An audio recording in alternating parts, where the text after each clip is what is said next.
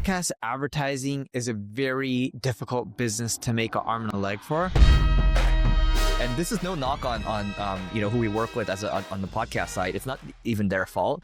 But I'm just like, we're better off doing any type of influencer deal than doing the influencer deal. They're not tracking attribution or anything, and they're paying way more.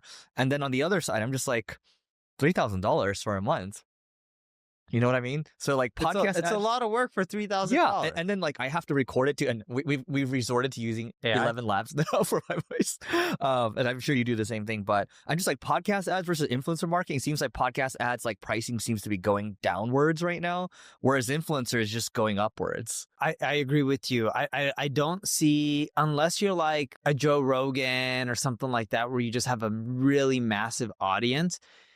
Podcast advertising is a very difficult business to make an arm and a leg for. And one of the hardest reasons is attribution. Yes, you can send people to landing pages. Yes, it's great for branding, but it's becoming a more saturated place. I'm not talking about podcasts. I'm talking about the ads portion, where podcasts are recording 3, 4, 5, 6 advertisements just in one episode, and they're not really tying it into episode. And that's a great example of us. When someone's advertising, Eric's using 𝗛𝗓𝗡𝗧 or he's recording it and they're just slicing it in.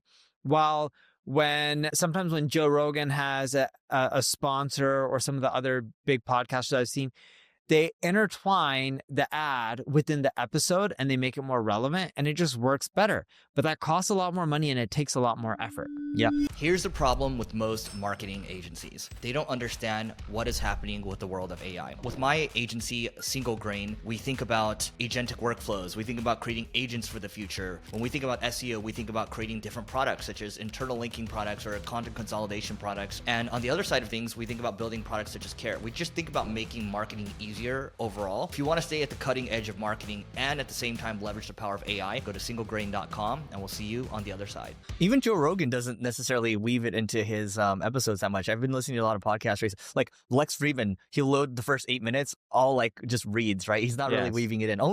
You know who weaves it in pretty well? Mr. Beast. Mr. Beast does. Yeah. But with Lex Fridman, I just skip the beginning. Yeah, I just skip the first 10 minutes and I just go into it.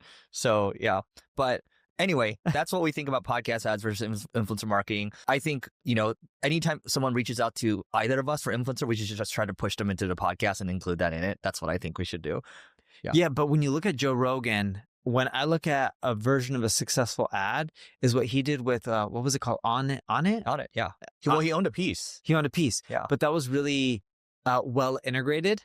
And that did well for him, and it did well for On It. And that allowed them to exit. I forgot who they sold to, but... Dude, you know what you should weave into it? Because your YouTube gets views, right? I'm like, why don't you just weave these little mid-rolls into it? Because when I weave the mid-rolls into like Carrot or ClickFlow or Single Grain, we actually get leads from it. What do you do for your mid-roll rolls? It's simple. It's like, the video will go for like 2-3 minutes or so, and then there'll be like an ad. If it goes for another like 3-4 minutes, there'll be another ad. And then that's how we just keep rotating the ads. And then you just pop it up on the video with the CTA on the screen? Yeah.